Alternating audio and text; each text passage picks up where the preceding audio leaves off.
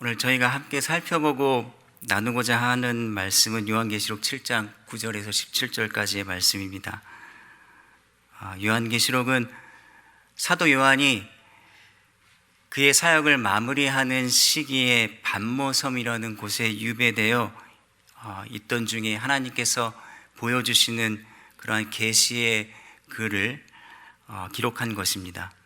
구약에서는 묵시의 글이라는 표현으로 선지자들을 통해 주어진 글과 유사한 종류의 글입니다. 마치 다니엘서나 에스겔서에 나오는 하나님의 계시 혹은 묵시를 읽으면 이거 어떻게 읽어야 되지? 하고 난감하고 어렵고 무겁게 느껴지듯이 요한계시록을 읽다 보면은 그 위험 앞에 놀라고 또 경의를 표하지만 이해하기는 매우 어렵습니다. 우리의 이해가 여전히 불완전하겠지만 오늘 이 본문 말씀을 통해서 하나님께서 우리 마음에 도전해 주시기를 기도합니다.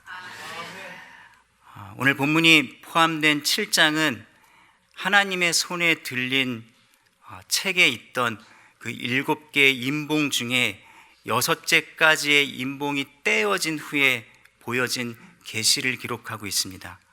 인봉 7개가 찍혀서 아무도 능히 열 자가 없는 그러한 책이 하나님의 손에 있는 것을 보고 이 슬퍼하던 사도 요한에게 그 인봉을 뗄 리가 오직 한 분이라는 말씀이 들립니다. 그이는 바로 일찍 죽임당한 어린 양, 바로 예수 그리스도이십니다. 7개의 인봉들 중에 6개를 떼는 장면이 요한계시록 오늘 본문 바로 앞선 6장에 기록하고 있습니다. 그리고 7번째 인을 떼는 장면이 8장에 기록되어 있습니다. 이 7장은 오늘 본문 7장은 그 사이에 6개의 인봉들을 떼고 나서 7째 인을 떼기 전에 보여진 계시입니다. 7째 인이 떼어지면 7 천사가 7 나팔을 받고 들고 서서 나팔을 하나씩 붑니다. 그리고 나팔을 불 때마다 하나님의 심판이 임합니다.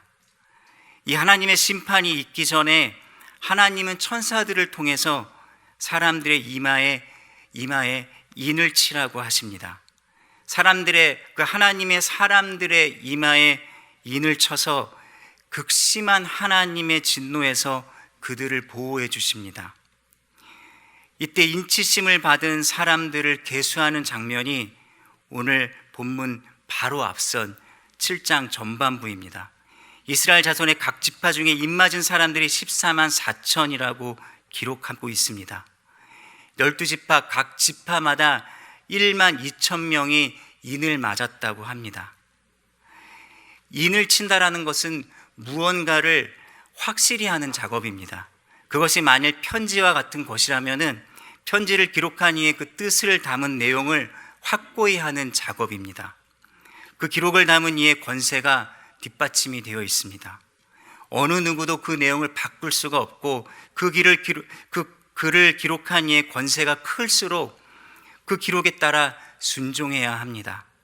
예를 들어 북이스라엘 왕 아합의 아내 이세벨은 나봇의 포도원을 취하기 위해서 아합의 인으로 봉인한 편지를 나봇과 함께 사는 그 장로와 귀인들에게 보냅니다. 느헤미야 9장 말미에 보면은 바벨론 포로에서 돌아온 그 이스라엘 백성들이 다시 하나님 앞에 언약을 세우고 그것을 지켜 행하도록 하기 위해서 방백들과 레위 사람들과 제사장들이 인을 쳐서 기록하는 장면이 나옵니다. 또한 에스더 8장에서는 유대인들을 멸하려고 꾀했던 그 하만의 계략에서 유대인들을 구원하고 또 그들의 지위를 확고히 하는 그 왕의 명령을 확실히 하기 위해서, 그 왕의 명령을 확실히 시행하기 위해서 왕의 인을 치는 장면이 나옵니다. 그렇다면 요한계시록 7장 전반부에서 하나님의 종들의 이마에 하나님의 인으로 인을 친다라는 것은 그때 당시에 사람들의 생각 속에서 이것은 하나님의 뜻과 명령이라는 표시일 것입니다 라고 생각했을 것입니다. 하나님의 뜻을 담은 그 명령을 확실히 시행하도록 하나님의 종들에게 하나님께서 알게 하는 것입니다. 이 사람은 내가 구원하기로 확정한 사람이야. 손대지 마라. 이것은 나 하나님의 뜻이다. 이런 의미가 아닌가 싶습니다.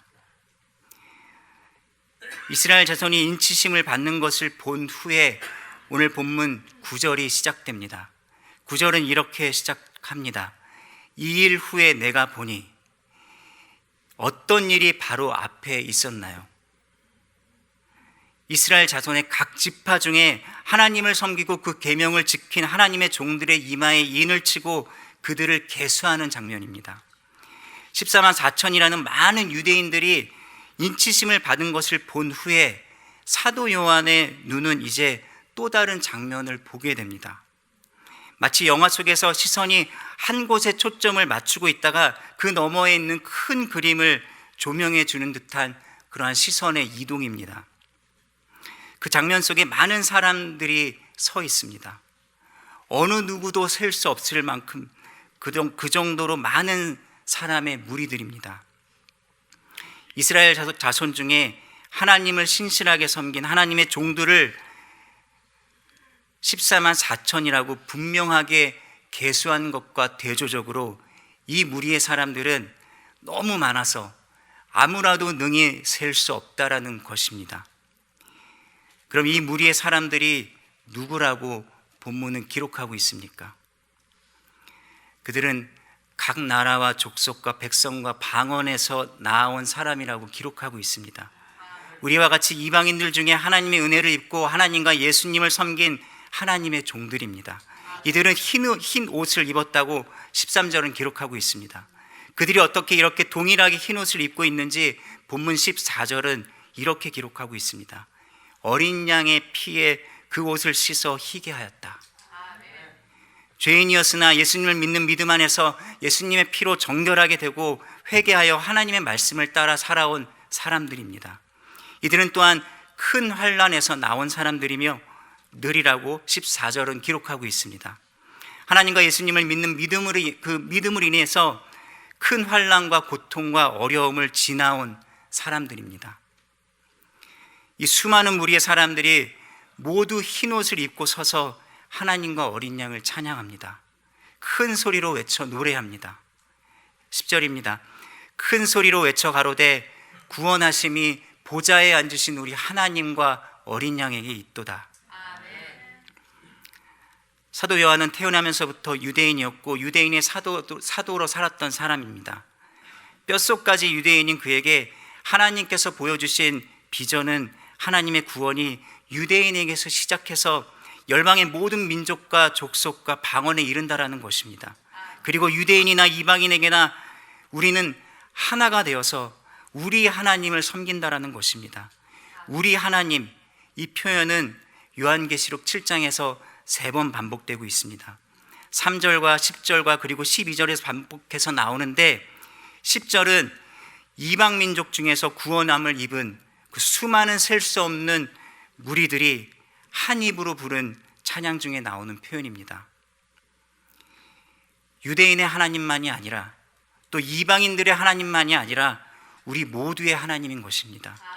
믿음을 지키고 하나님과 어린 양을 섬긴 사람들은 유대인 중에만 있는 것이 아니라 이방인 중에서 셀 수 없이 많다라는 것을 사도 요한에게 하나님께서 보여주신 것입니다. 하나님의 구원이 유대인에게서 멈추지 않고 세상 모든 족속의 사람들에게 이를 것이라고, 그리고 그 수는 비교할 수 없이 많다고 보여주시는 것입니다. 유대인이나 이방인이나 하나님의 구원을 입은 그 무리가 하나가 되어서 우리 하나님 앞에 찬양하는 것입니다. 언어와 문화와 종족이 달라서 흩어지고 또 벽을 쌓고 살아가던 그 수많은 사람들이 하나님과 어린 양 예수 그리스도로 인해서 한 곳에 서게 되는 것입니다. 근데 이곳에 모인 많은 사람의 입술에 찬양이 가득합니다.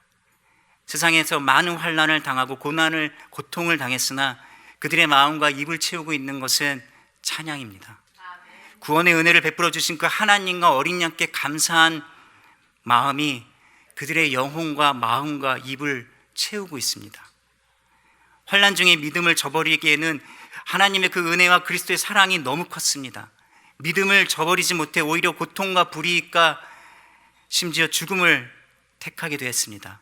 주님이 더 크신 분이시기 때문입니다. 세상의 화려한 유혹 앞에서 세상과 짝하거나 세상에서 영접받는 것을 거절하고 하나님의 말씀을 택한 사람들입니다. 그래서 그들을 하나님을 섬긴 하나님의 종들이라고 이름을 주고 있습니다.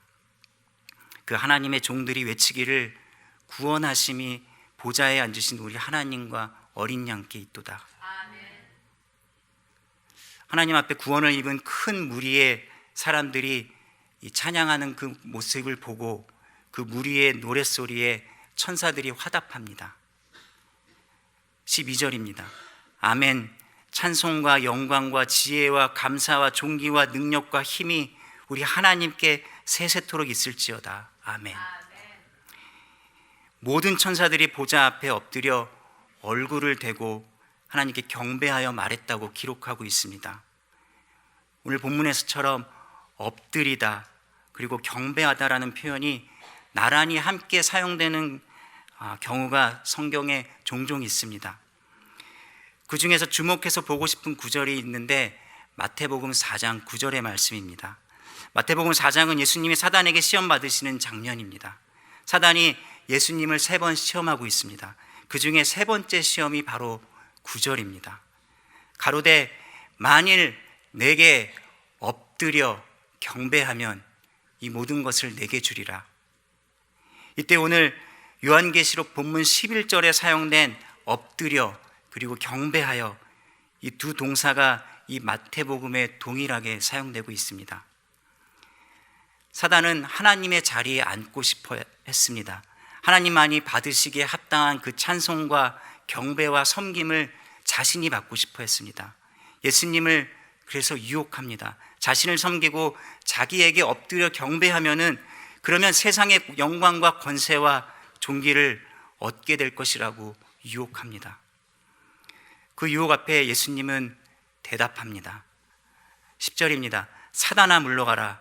기록하였을 때 주 너의 하나님께 경배하고 다만 그를 섬기라 하였느니라. 예수님께서 받으신 이 시험은 성도들이 겪게 될 시험을 예표하고 있습니다. 세상의 부와 권세와 영광과 아름다움을 입은 화려한 모습으로 사단은 우리 앞에 나타납니다. 육신의 눈으로 보았을 때 보암직하고 먹음직스럽고 또 탐스러운 모습으로 나타납니다. 사람들을 그렇게 미혹합니다. 세상에서 많은 부와 권세와 명예와 영광을 줄 터이니까 나에게 엎드려 경배하라고 합니다. 그런데 오늘 본문에 등장하는 이 큰 무리의 사람들은 이 유혹과 시험을 이긴 사람들입니다. 그들은 예수님을 따라 사단에게 대답할 것입니다. 마태복음 4장 10절을 저희 한번 같이 읽어보도록 하겠습니다. 이에 예수께서 말씀하시되 사단아 물러가라. 기록하였으되 주 너의 하나님께 경배하고 다만 그를 섬기라 하였느니라. 아멘. 내 이름이 높아지는 것이 아니라 주님의 이름이 높아지기를 더 중요시 여기고, 내가 영광과 칭찬을 받는 것이 아니라 주님이 영광과 칭찬을 받는 것을 더 중하게 여기고, 내가 부여하는 것보다 주님의 말씀이 더 귀하고, 나의 이 떡 한 덩이보다 주님이 주시는 것, 그것 주님이 더 귀한 삶, 그것이 하나님의 인을 맞은 하나님의 종들의 삶이지 않겠습니까? 저와 여러분의 이마에는 그 하나님의 인치심이 있습니까?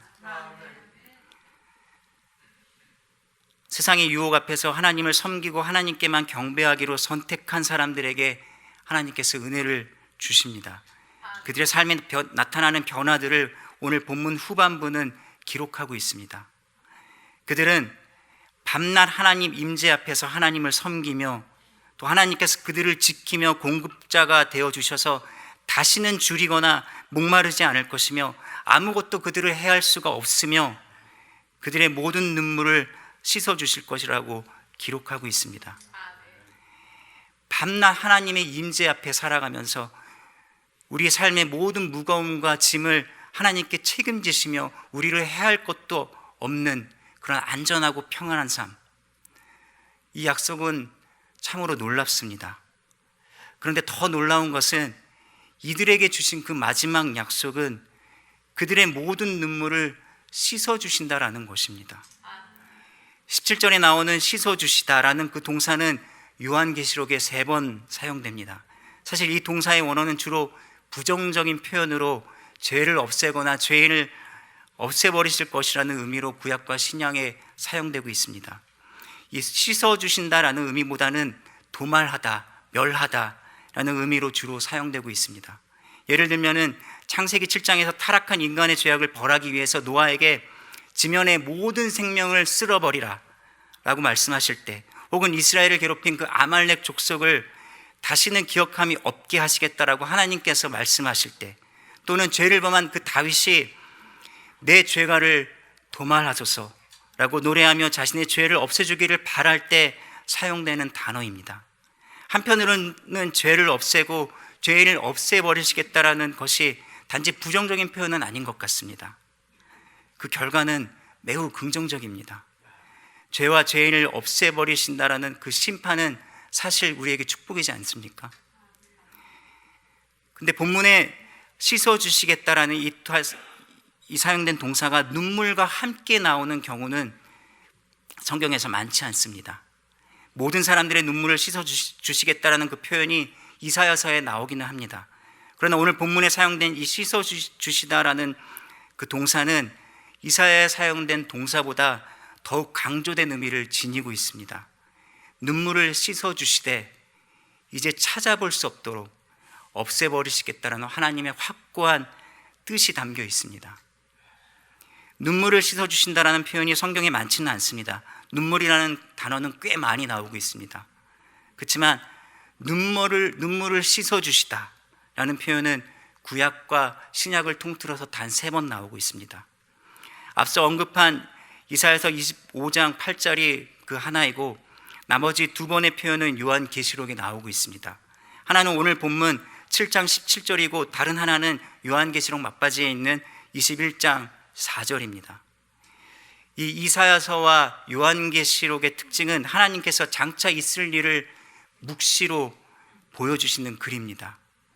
그럼 오늘 본문에서 저희 눈에서 모든 눈물을 씻어주실 것이라는 것은 어떤 의미일까요?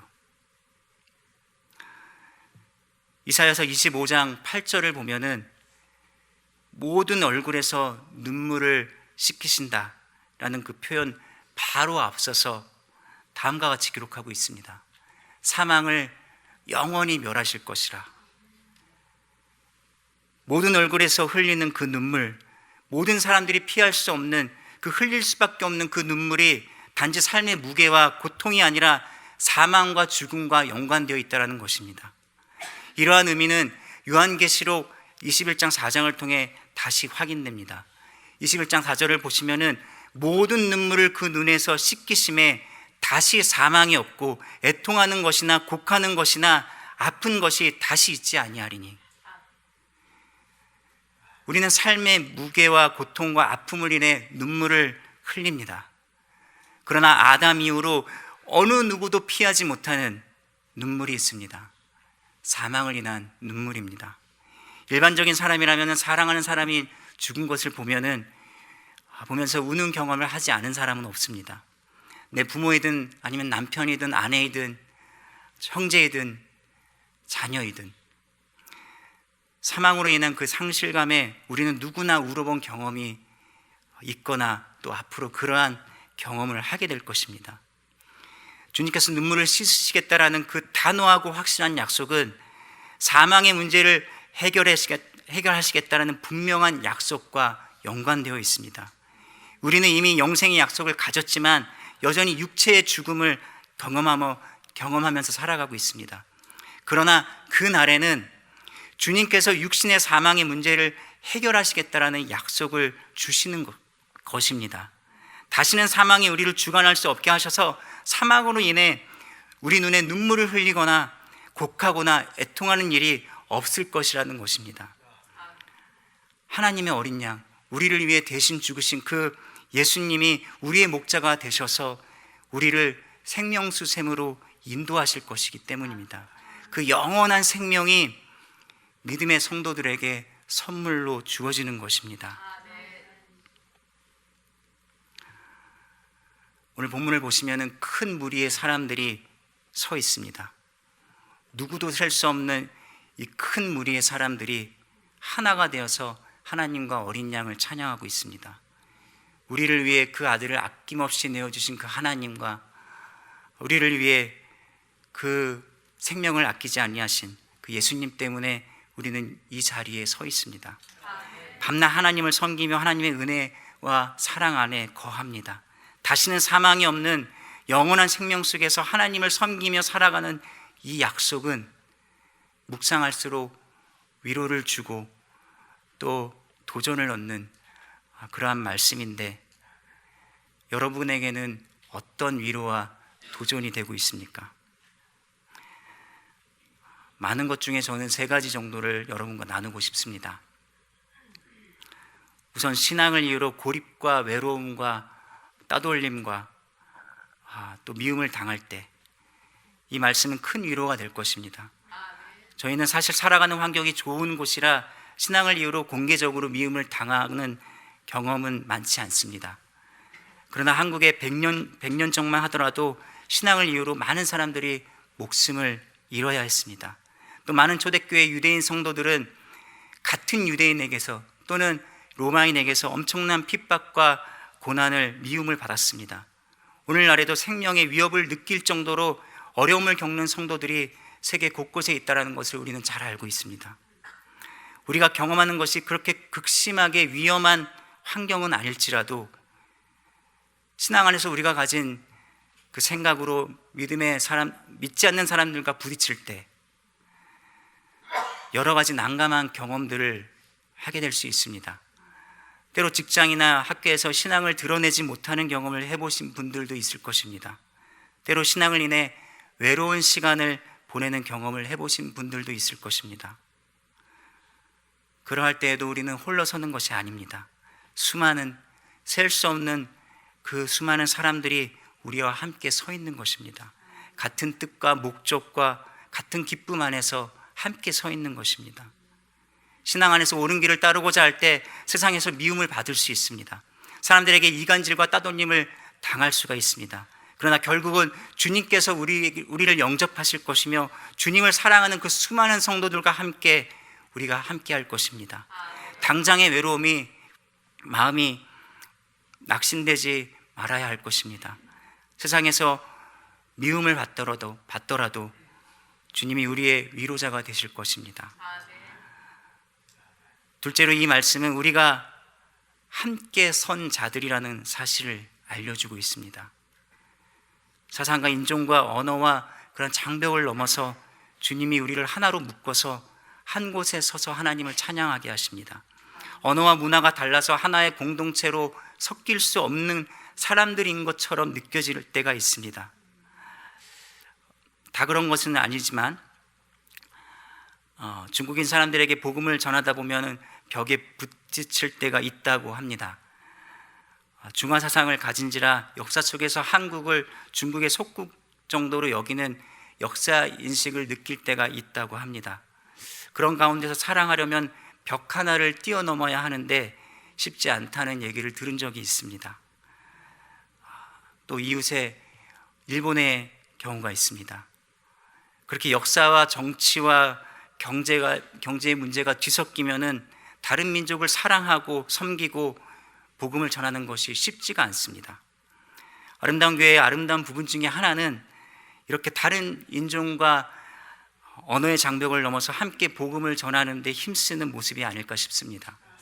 우리의 시선이 우리에게 머무르지 않고 세상 모든 민족과 방언에 이르는 그 하나님의 구원의 역사를 바라볼 때 우리가 함께 서서 함께 찬양을 할 그 형제 자매라는 것을 생각할 때 주님의 은혜가 우리 안에 더욱 흥황할 것입니다. 때로 사상과 철학이 달라서 같은 그리스도인들이라 하지만 마치 다른 곳에 선 사람들처럼 생각될 때가 있습니다. 예전에 미국산 소고기 수입 문제로 한국이 시끄러울 때 한국 어느 대도시에 번화가를 지난 적이 있습니다. 한 곳에서는 미국산 소고기 수입을 반대하는 사람들의 서명을 받기에 열심이었습니다. 또 한편에서는 분주한 자신들의 일로 그냥 지나치는 사람들도 많았습니다. 또 한편에서는 저런 것들은 지구를 떠나야 해 라며 비판하는 분들도 계셨습니다. 그 짧은 순간에 다른 생각을 가진 사람들이 한눈에 들어왔습니다. 그것은 비단 번화한 거리에서 볼 수 있는 모습은 아닙니다. 우리 교회 안에서 존재할 수 있는 모습입니다. 우리는 생각이 그렇게 다른데 하나의 성도로 설 수 있겠습니까? 그렇죠? 우리가 비록 이 세상에서 다른 길을 추구하고 다른 방법을 추구하고 세상과 말씀에 대한 해석이 다르고 그래서 마치 다른 곳에 서 있는 사람들처럼 낯설고 멀게 느껴질 수 있습니다. 그러나 실상 우리는 예수님 안에서 한 곳에 서 있는 사람이라는 것을 기억해야 합니다. 우리는 그날에 하나님과 어린 양 앞에서 한 가지 목적과 한 가지 뜻과 한 가지 방향으로 함께 서서 함께 기뻐하고 함께 찬양할 것입니다. 그 영원한 하나님 앞에서 우리의 생각과 사상과 철학과 신학이 얼마나 불완전했는지를 보게 될 것입니다. 그러니 지금은 다른 생각과 사상을 추구하는 듯한 이들이라고 배척할 것이 아닙니다. 하나님의 사랑을 입은 자녀들로 서로를 존중하고 이해하고 배려하고 다름을 받아들여야 할 것입니다. 여기서 한 가지 어려운 점은 있습니다. 다름을 받아들이는 것과 잘못된 것을 용인하는 것 사이에 구별이 있어야 합니다. 언제나 여기서 어려움을 느낍니다. 때로 다른 것이 잘못된 것으로 오해되고 또 잘못된 것이 다른 것으로 둔갑하는 일들이 왕왕 발생하기 때문입니다. 말씀 안에서 잘못된 것들에 대해서는 분명하게 선을 그어야 마땅합니다. 그러나 그때조차도 원수를 대하듯 미움으로 할 것이 아니라 하나님께서 베풀어 주신 그 은혜의 마음을 따라 긍휼의 마음을 따라서 사랑 안에서 대해야 할 것입니다. 셋째로 오늘 본문의 말씀은 고통과 절망에 놓인 그리스도인들에게 위로를 주고 있습니다. 희노애락의 높은 산과 깊은 골짜기를 경험하면서 살아가는 우리에게 우리 인생의 마침이 땅에서의 경험이 다가 아니라고 말씀하고 계십니다. 비교할 수 없는 지극히 큰 영광 중에 하나님은 우리를 일으키실 것입니다. 현재의 고난이 장차 올 그 영광과 좋게 비교할 수 없다라고 사도 바울은 고백하고 있습니다. 우리 삶에 가시 하나 없는 사람은 없습니다. 누구나 저마다의 아픔과 고통이 있습니다. 고통이 너무 커서 그 무게를 감당하지 못해 쓰러지는 분들도 있다라는 것을 알고 있습니다. 그런데 주님께서 우리의 눈을 열어주셔서 보라고 하십니다. 너의 삶은 거기가 끝이 아니라고, 믿음을 그렇기 때문에 지키라고, 하나님께서 눈물도 아픔도 슬픔도 없는 그 영원한 즐거움과 영광스러운 공의의 빛이 바라는 그 곳에서 서게 하실 것이라고 약속하십니다. 영원한 즐거움과 안식을 누리게 하실 것이라고 말씀하십니다. 그 중에 가장 아름다운 것은 주님께서 우리에게 영원한 생명을 주신다라는 것입니다. 다시는 사랑하는 사람들과 헤어지는 그 상실의 고통스러운 눈물이 우리 눈에 흐르지 않을 것입니다. 영원히 사랑하고 사는 것입니다. 아침에 오는 것이 괴로운 분들이 있을 것입니다. 이 아침에 또 눈을 떴다라는 사실이 감사하기보다는 자조적인 분들이 있을 것입니다. 삶의 무게에 마음이 짓눌린 분들이 있을 것입니다. 주님께서 여러분들의 눈을 열어주시기를 기도합니다. 눈을 들어 우리 하나님께서 우리를 서게 하신 그곳의 아름다운 영광의 그 찬송 소리를 듣게 하시기를 기도합니다. 우리는 반드시 서서 찬양할 것입니다. 하나님의 은혜와 사랑이 너무 커서 찬양할 수밖에 없는 그 노래, 그 구원의 노래를 부르게 될 것입니다. 그곳에서 우리는 함께 서서 그리고 함께 기뻐하고 함께 즐거워하고 함께 외치게 될 것입니다. 그리고 빛나는 그 예수 그리스도께서 희게 하신, 주님의 보혈로 희게 하신 그 흰 옷을 입고 지금보다 상상할 수 없을 정도로 아름다운 모습으로 서게 될 것입니다. 주님께서 우리를 하나로 부르셨습니다. 유대인과 이방인을 하나로 불러서 한 곳에 서게 하셨습니다. 언어와 민족과 생각과 사상이 다른 사람들을 불러서 한 곳에 서게 하셨습니다. 그곳에서 나의 하나님, 너의 하나님이 아니라 우리 하나님을 함께 찬양하고 함께 섬기며 함께 하나님이 예비하신 은총을 누리게 하십니다. 그 영광스러운 날에 드러내실 그 비밀한 그림을 사도 요한을 통해 우리에게 미리 보여주셨습니다. 그래서 이 땅을 살아가는 사람은, 저희는 그 많은 차이와 벽을 넘어서 주님의 교회를 세웁니다. 주님 복음의 일은 우리가 함께하는 것입니다. 교회로 함께 서서 주님의 역사에 동참하는 것입니다. 민족이 다르고 언어가 다른 우리가 함께하는 것이며, 사상과 철학이 다른 우리가 함께 동참하는 것입니다. 언어와 민족이 다르니 덜 사랑해도 된다라는, 혹은 사상과 철학이 다르니까 선을 확실히 그어야 한다라는 생각은 오늘 주님이 보여주신 그림과 다르지 않습니까? 요한계시록의 그 영광스러운 비전을 이루기 위해서 하나님은 교회를 통해 일하고 계십니다. 하나님 앞에 서게 될 그 수많은 사람들 중에 함께 할 사람들을 부르고 세우는 일은 오늘도 교회를 통해 계속되고 있습니다. 사도 요한을 통해 오늘 본문에서 보여주신 이 그림은 참 장엄하고 아름답습니다. 이 일은 주님 안에서 확실히 인치심을 받고 이루어질 일입니다. 한편으로 이 일은 이미 이루어졌습니다. 주님께서 이미 이루신 일입니다. 그러면서도 우리는 오늘 이 비전을 통해 보여주시는 그 하나님의 뜻에 순종해야 할 일이 남아 있습니다. 주님 앞에 은총을 입고 구원을 얻은 우리가 여기에 모여 있습니다. 캘리포니아 로렌하이츠 이 작은 한인교회에 있습니다. 그러나 우리는 우리만 서 있는 것이 아닙니다. 주님께서 우리 눈을 열어주셔서 우리가 수많은 사람들, 아무라도 셀 수 없는 그 무리들과 함께 서서 하나님을 경배하며 하나님을 찬양하고 있다는 것을 보게 되시기를 원합니다. 이 비전은 주님 안에서 이미 이루어진 비전이면서 또 우리가 동참해서 이뤄야 할 비전이기도 합니다. 주님께서 우리 교회와 우리 삶의 은혜를 주셔서 하나님께서 일하시는 이 역사에 충성되에 쓰임받는 우리 모두가 되기를 주님의 이름으로 축원합니다. 저와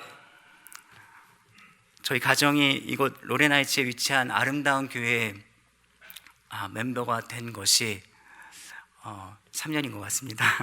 3년 조금 넘은 것 같은데 그 시간이 참 복되고 소중한 시간이었습니다. 아둘람 동굴을 찾아온 사람과 같은 저희 가정을 아름다운 교회에서 신앙생활을 하는 동안 많이 격려해 주시고 또 사랑을 입혀 주셔서 많이 회복되고 큰 힘을 얻었습니다. 제가 이 자리에 서기까지 고승희 목사님과 여러 성도님들의 그 말없는 사랑과 기도와 격려가 큰 힘이 되었습니다. 신앙 안에서 큰 어른이신 귀한 목사님과 또 여러 사역자분들과 아름다운 성도님들의 그 신앙의 모습을 보면서 마음에 많은 힘을 얻고 위로를 얻었습니다. 그리고 교회에 대한 비전을 새롭게 하는 그런 배움의 시간이었습니다. 아니, 이 젊은 목사가 갑자기 무슨 얘기를 하려 하나 생각하실 분들이 있으실 텐데요. 앞으로의 저와 저희 가정의 비전과 계획에 대해서 잠깐 나누려고 합니다.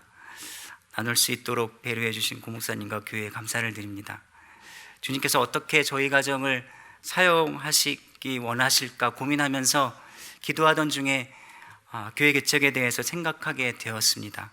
하나님의 뜻을 검증하는 과정으로 또 고목사님께 상의를 드리고 남침내 교단 소속인 북미 선교회 교회 개척 프로그램에 지원하게 되었습니다. 저희는 현재 교단 관계자와 인터뷰를 마친 단계이고 조만간에 교단에서 나올 결정을 기다리고 있습니다. 많은 분들이 저희 부부에 대한 평가자로 참여해 주셔서 좋은 평가와 함께 격려와 응원을 해 주셨습니다. 인터뷰도 잘 진행이 되어서 조만간에 승인 편지가 나올 것으로 기대하고 있습니다. 저희가 교회 개척을 생각하는 곳은 시애틀 동부에 위치한 이사과라는 지역입니다. 이 시애틀은 젊은 사람들이 좋아하는 참 자유분방한 도시입니다. 그래서 그만 자유분방한 반면에 복음화율은 참 낮은 그러한 곳입니다. 그래서 남침내 교단에서는 그쪽 지역을 복음화 지역으로 선정을 해서 교회 개척을 독려하고 있습니다. 저희의 비전은 뭔가 특별한 요소를 가진 교회를 세우는 것은 아닙니다. 다만 소원하기는 오늘 저희가 나는 그 본문의 비전의 한 부분으로서 그곳에서 하나님 앞에 서서 하나님을 찬양하고 또 신실하게 하나님을 섬길 그런 하나님의 사람들을 세우는 그러한 교회가 되기를 소망하고 있습니다. 저희가 아름다운 교회에서 은혜를 입고 또 사랑을 입고 세움을 입은 것처럼 그쪽에 가서도 저희도 주님께서 보내주신 곳에서 사랑의 씨앗을 뿌리고 또 은혜와 자비 안에서 사람들을 세우기를 소망하고 있습니다. 주님 안에서 교회가 건강하게 잘 세워질 수 있도록 또 주님께서 맡기신 일을 잘 감당할 수 있도록 기도해 주시고 응원해 주시기 바랍니다. 나그네와 같던 저희 가정을 향해서 풍성한 사랑을 베풀어 주시고 또 영접해 주신 아름다운 교회 또 성도님들께 감사를 드립니다. 기도하시겠습니다.